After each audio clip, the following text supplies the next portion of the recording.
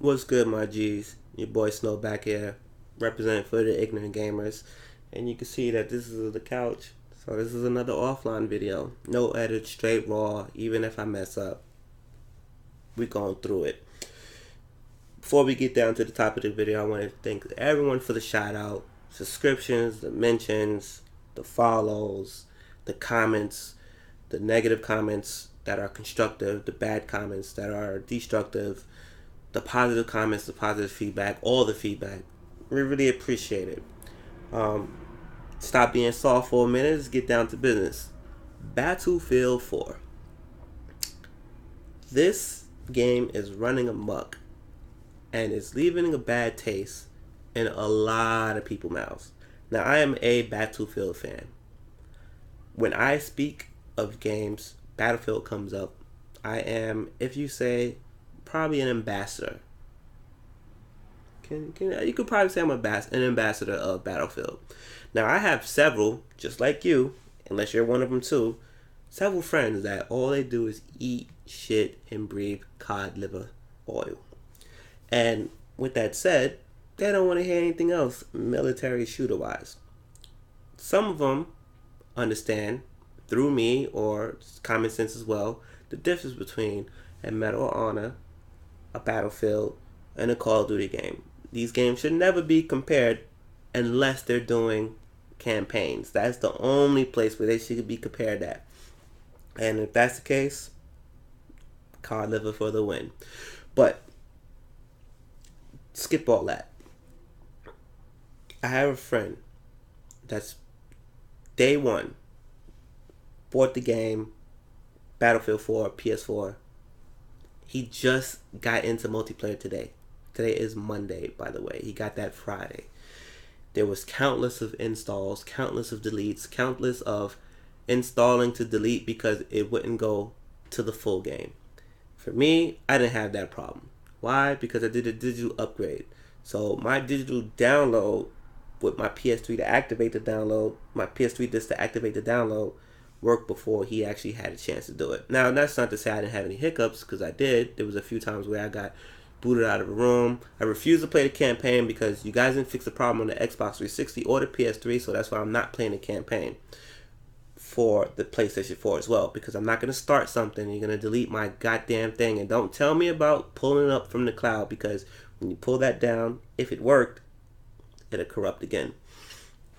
And this is a huge issue, because Battlefield 4 is a symbol of the tokens, the sweat, the blood, and the tears of all the work put in behind Battlefield 3. And the Battlefield 3 campaign, underline, even if this wasn't the goal, was to take shots as many possible at Call of Duty. And they did for 2 years when the game released, and a year later when Call of Duty was releasing another game. Successful? Yes, it got more people playing Battlefield. I ain't got to tell you that. You can Google that. There's millions of players across all three platforms. PC, PS3, 360. So some people was like, it's a bit late. I'm going to wait. It's a bit late. They waited till PlayStation 4. This is where my boy Junior comes into play. And this is how he's being greeted. Now, I told him to get it on Battlefield. I told him to get the Battlefield on PS4. He didn't want to do it. That's on him. There's all kinds of stuff that could be related to either Sony or related to EA itself. One of the funny things, which I'm keeping it candid, his disc got stuck inside the PlayStation. He had to power it off, powered it back on, it came out. He put it back in. Mind you, this dude's been like 48% for like over 36 hours. When he did that, it went from 48, after he wiped the disc off, it went from 48 to 100% in less than 15 minutes. He was up playing, running around, boom. Mind you, he did it Friday, Saturday, then he upgraded his hard drive, did it again on Sunday, and then Monday. It's a terrible experience for someone to go through who wants to play the game. He's played everything else on the console that he wants. He even had Killzone disc, which downloaded installed the multiplayer, installed with no problem. So, you know, EA, man, something tells me you guys are mysteriously gonna have this fixed for the Xbox One, along when you're demoing or giving first access to Xbox One users for maps that we've already played on Battlefield 2 and Battlefield 3. So, I don't know. What's your experience been with the Battlefield 4 if you purchased it? Are you looking to purchase it? Does it look better on the next gen console? Hell yeah. Let me tell you before I close this video real quick. Dude, if there's 5 levels, which it's not anymore, if there's 5 levels that your PC could run a video game on, 5 would be ultra. I'd say it's in between the middle and high end.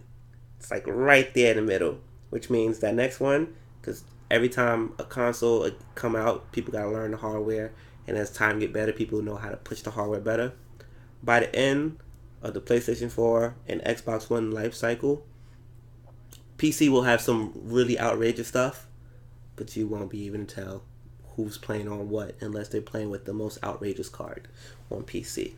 So that's a good sign moving forward with the future with this gen. You see it right away.